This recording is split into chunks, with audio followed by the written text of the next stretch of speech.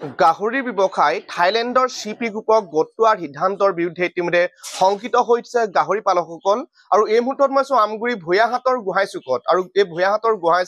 চুকত অসীম বৰগোহাঁই আৰু লকু বৰগোহাঁই যিটো পৰিয়াল সেই পৰিয়ালটোৱে দীৰ্ঘদিন ধৰি তেওঁলোকে গাহৰি ব্যৱসায় কৰি আহিছে গাহৰি তেওঁলোকে পুহি আহিছে কিন্তু এই পৰিয়ালটো বৰ্তমান শংকিত হৈ থকা দেখিবলৈ পোৱা গৈছে যিহেতু ৰাজ্যৰ যি পশুপালন বিভাগ সেই পশুপালন বিভাগে ইতিমধ্যেই গাহৰি যি ব্যৱসায় সেই গাহৰি ব্যৱসায়টো থাইলেণ্ডৰ চিপি গ্ৰুপক গটোৱাৰ যি সিদ্ধান্ত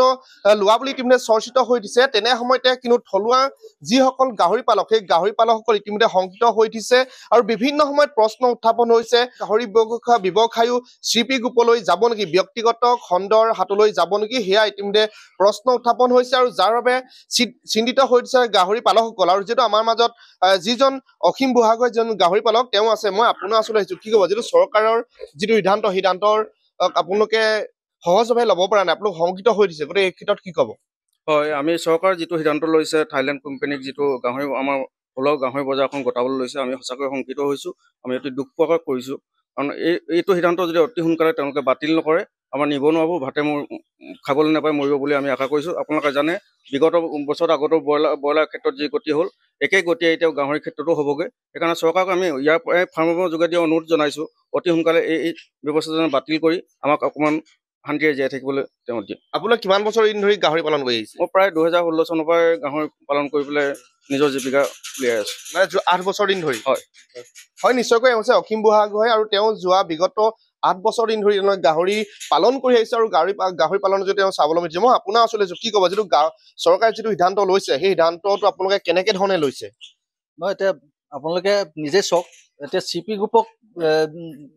আমাৰ অসম চৰকাৰে যিটো মানে গাহৰি পালন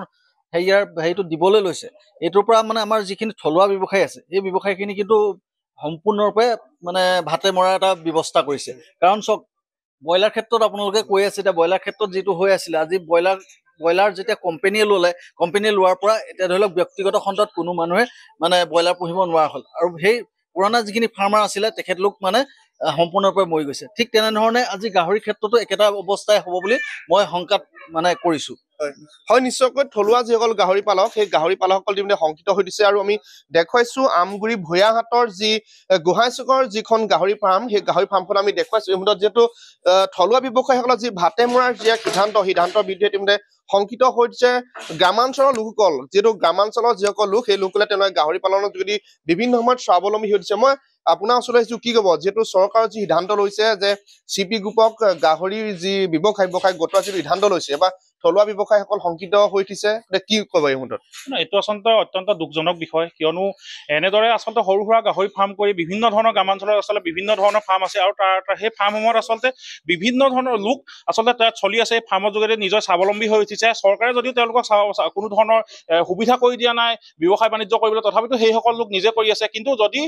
কেনেবাকৈ যদি চৰকাৰে এই চিপি গ্ৰুপ নামৰ যিটো থাইলেণ্ডৰ কোম্পানীৰ লগত আচলতে চুক্তি কৰে আৰু যদি চুক্তিমৰ্মে আচলতে অসমত যদি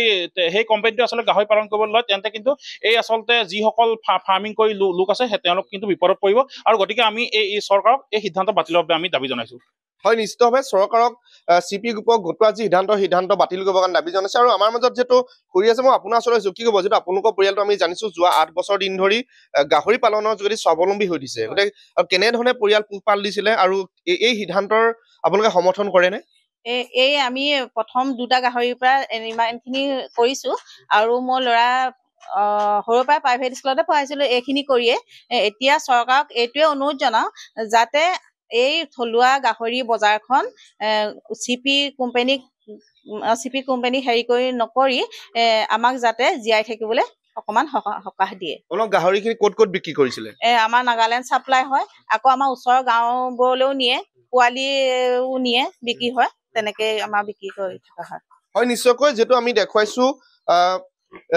যিজন ব্যক্তি সেই ব্যক্তিজনৰ যিটো পৰিয়াল সেই পৰিয়ালটো ইতিমধ্যে তেওঁলোকে গাহৰি পালনৰ যোগেদি স্বাৱলম্বী হৈ উঠিছে আৰু বৰ্তমান যি পশুপালন ৰাজ্যৰ যি পশুপালন বিভাগ আছে পশুপালন বিভাগে যি চিপি গ্ৰুপক থাইলেণ্ডৰ যিটো কোম্পানী সেই কোম্পানীটো গটোৱাৰ যি সিদ্ধান্ত লৈছে সেই সিদ্ধান্তৰ বিৰুদ্ধে ইতিমধ্যে এইসকল গাহৰি পালক শংকিত হৈ উঠিছে আৰু পৰৱৰ্তী সময়ত লক্ষণীয় হ'ব